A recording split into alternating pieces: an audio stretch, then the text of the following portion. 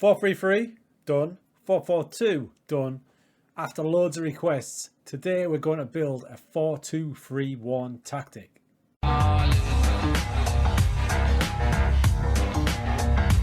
What's going on, crew? Hope you're well. It's build a tactic time again. We've ticked off 4-4-2 and 4-3-3, and now it's the ever popular 4-2-3-1. If you're new to the channel, have a look around, drop us a sub. I'm chasing down 4,000 subscribers with hopes to get to 5,000 one day. But until then, let's get into this 4-2-3-1 build a tactic vid. As always, we start in our tactic creator screen. Now from here, you can see we've got our presets down one side. Now the presets for 4-2-3-1 invariably are going to be on a gegenpress style, just like this one. So you press that, there's gegenpress, smash mouth, Klopp style football, and there comes your preset tactic loaded in. Now from the other videos I've done in build a tactic, you'll know that I'm not a big fan of the presets for the rules and things like that. However, on this occasion, the 4-2-3-1 gegenpress preset that FM gives you is pretty good. It's pretty good. There's only a few tweaks you may need to make, but today, as always, we're building from scratch. So we go back to the screen, all the way down to the bottom, create your own style. There we go. Down come the formations to build your template from. We choose the one we want, which is going to be 4-2-3-1 wide, confirm, and off we go.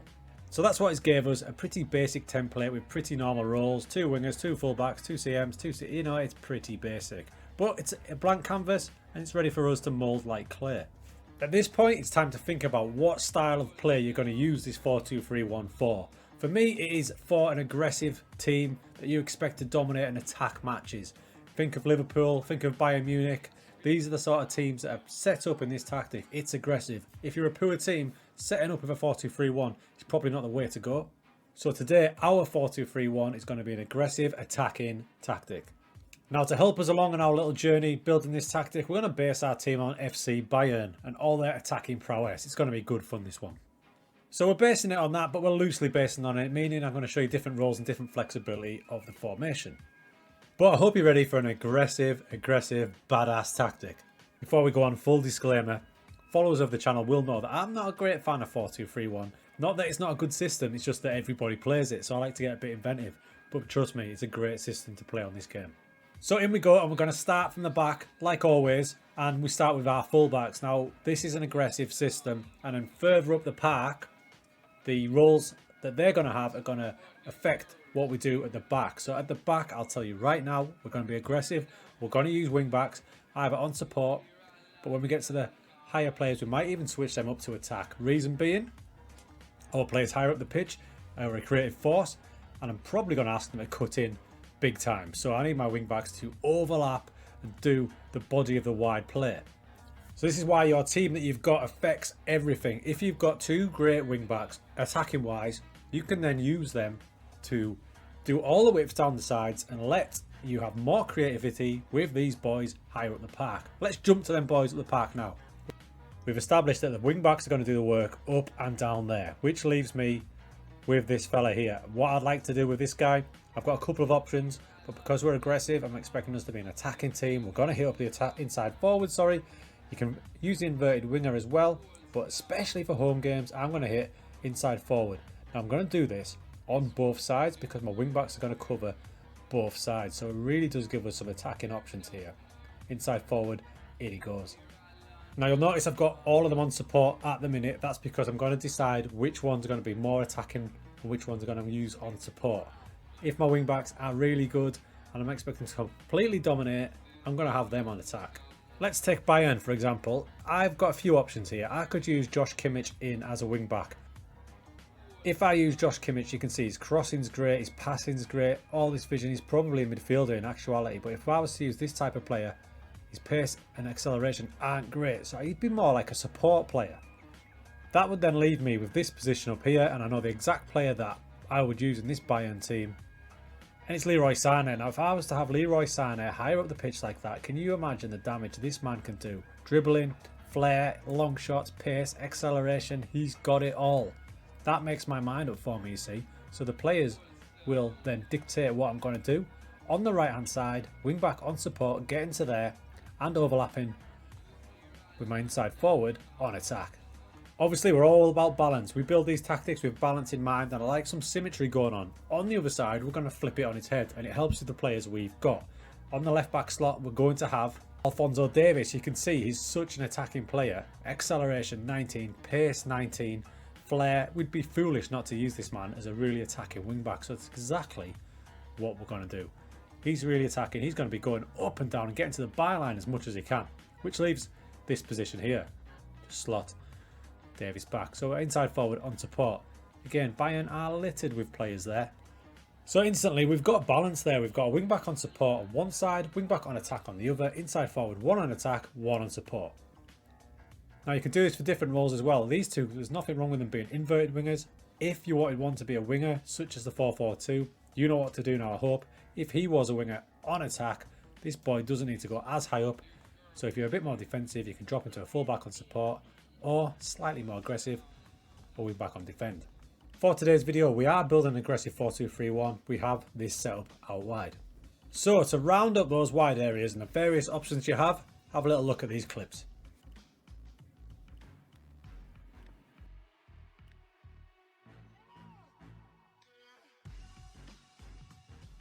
So that's out wide, done. Where do we go next? We don't go to the centre backs yet, we go to central midfield. Now in a lot of ways, the central midfield pairing for a 4-2-3-1 can be pretty similar to a 4-4-2, because remember what I said, you can see there, they're going to have a lot of work to do in there because you've got wing backs left and right bombing on, and you've got these four higher up the park. So it doesn't make a lot of sense to have really attacking players in these two slots. Although we're an attacking team, we need someone to keep it stuck together. For this reason, it's a very similar role. That one there is great. See him on defence because it's going to hold your position. So he's not going to venture too far. He's going to hold it in there. He's going to knit things together and break tackles up. Other options for this role could very well be, you could have a ball-winning midfielder on defend, holding his position, seeking the ball out actively. Alternatively, again, if you're a really good technical team, as Bayern are, you can slop him onto a deep line playmaker on defend. If you're really dominating, slot him on support. Either way, he's going to hold his position. That key instruction there, holding his position in there. Next to him, you've got a couple of options. Two I like to use. The first one is like we used in the 4-4-2, and the 4-3-3 is your box-to-box midfielder. Now his PIs, I'd err on the side of caution on this one because you've already got the best part of 6 players doing attacking work. He's there to back it up really, so I probably wouldn't have him on get further forward. I'd probably ask him to cross less because there's other people doing that. You can ask him to take fewer risks, keep it simple, but maintain an attacking presence in there. Those are the ones I've put on him. I've asked him to more direct passes because I'm assuming at Bayern Munich he's going to be good on the ball. So he's going to do more direct passes, get a little bit further forward, but not too aggressive. Now the other one I like to use, if we lose the ball and we're such an aggressive team, if I'm not using it on this side, I like to slot him in as a ball-winning midfielder on support. What that'll do is he'll seek the ball out up here, a little bit higher up. If he's on defend, he'll probably sit a little deeper. On support, he'll chase the ball around there.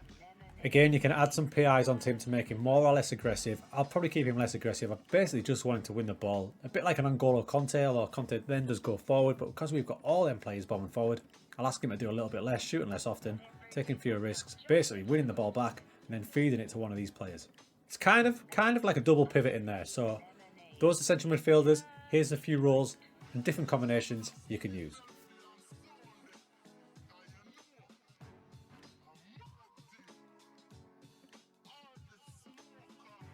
Of course, if you were to use a more aggressive role, such as a Mazzala, which I've seen people do, you can absolutely do that in home games, especially if you're a dominating team.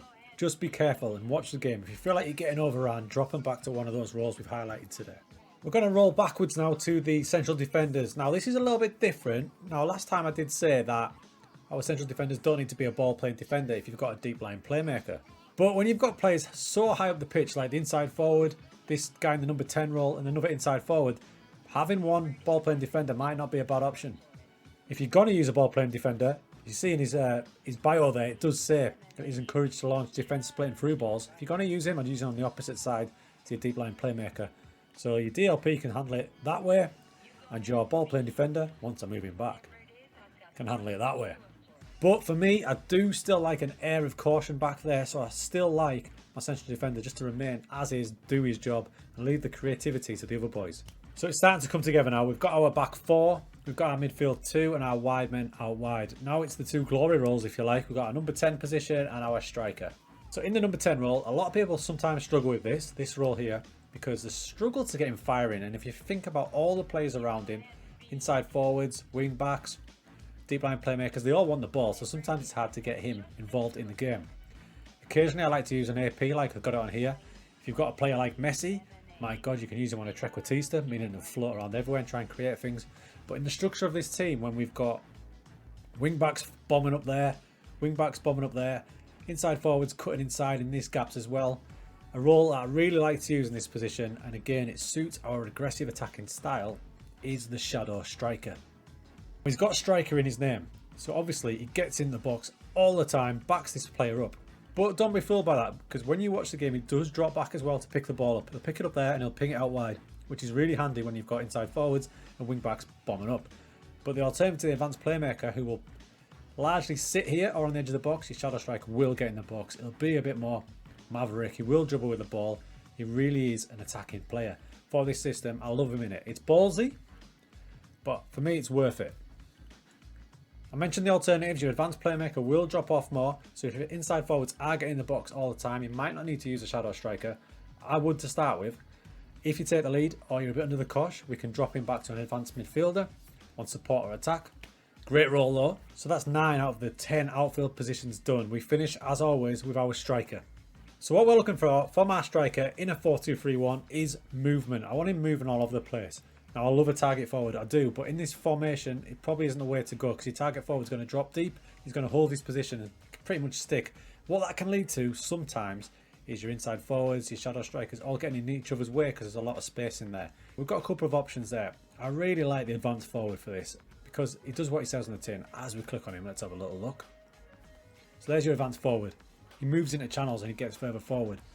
Both perfect. Movement all over the place. His primary duty is the focal point, score and create, chases down balls and lays off passes. So, because he's not stationary, he's going to move in here, in there, dribble with it. As he moves around, the most important job he's doing is opening up space. And we've got 3 players here ready to capitalise. Inside forwards coming from angles like that, and your shadow striker bombing in. So movement is absolutely essential. You can also use a pressing forward, complete forward. These all work. Right crew, what we've built there is a super aggressive 4-2-3-1. Use it in home games, use it against teams you think you're going to smash. And I think you will, with the right team instructions. We start with our mentality, and there's no way with a team like this we're starting on cautious, defensive or balance. We're going to positive. Attacking is also an option if you're really confident, but I like to play positive because it encourages the wing back player as well, so they're going to get high up the park. In possession, we are going aggressive. We're going to pass into space because we've got the players moving onto it. Think about the movement of inside forwards and the wing backs coming on the wide areas. We're going to play out defence because we've got the talented players to do that, pinging the ball and working our way around. Because we're an attacking team, we might need to run at defence because they're going to be sitting back a bit. So running at them may build more space for the pass into space option and the more attacking players. Combine this with a higher tempo. We're going to get that ball moving around fast. Right, focus play next. You've got a couple of options. If you choose to focus on your wing backs, if they're really strong and you want them in the game to combine with your inside forwards, or if you've changed them to inverted wingers, you can of course focus play down the left and right. But remember, if you're using inside forwards, 1, 2, and your shadow striker and advanced forward are going to be playing in these lines here, in line with the 18-yard box. So you might want to focus play through the middle, which is what I like to do. We'll leave it off for now. That's up to you. Depends if you want to focus on these boys doing most of the work, or if you've got really good wing backs. Crosses will depend on what sort of play you've got. Lower crosses have a higher tendency for players to get to the byline, to pull it back like that. And with this team, that's probably what we'll do. Although we do have big lure up front, so mixed crosses is probably a good option as well.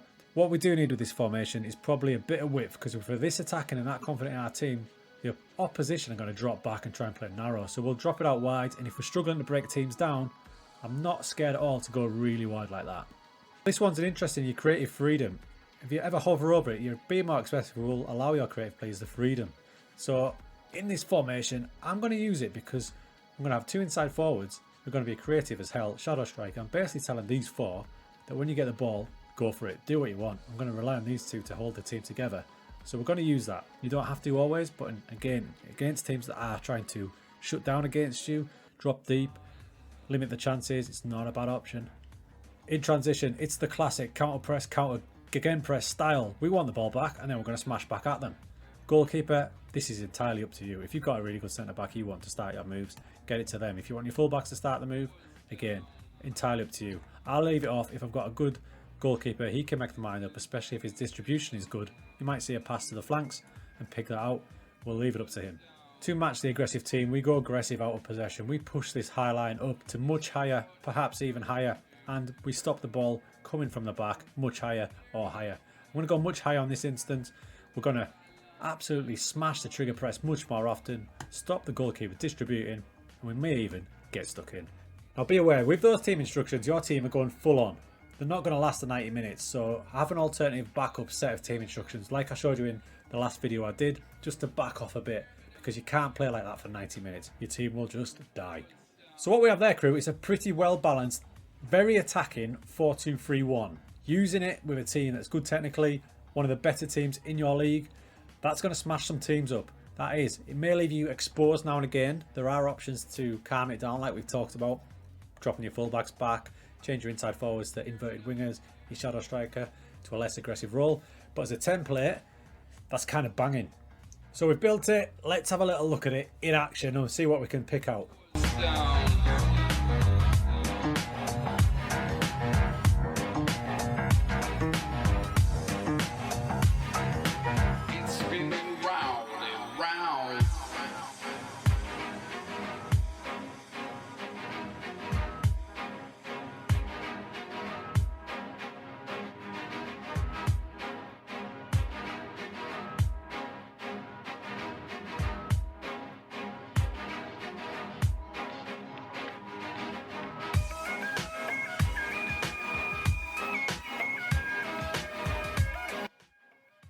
As you saw from that game against Dortmund, it can be a completely dominating tactic. Away from home, it's obviously going to be a little bit closer, but at home, if you get it right, it can dominate. I made a few tweaks. That was the final one I came up with.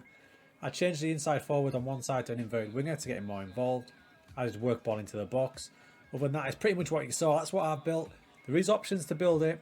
Just remember, best for a super attacking style. So if you're a lower league team, expected to get relegated, that sort of team, I'd probably stay away from this and go to the 4-3-3 or 4-4-2, but if you're a really good team, give it a go.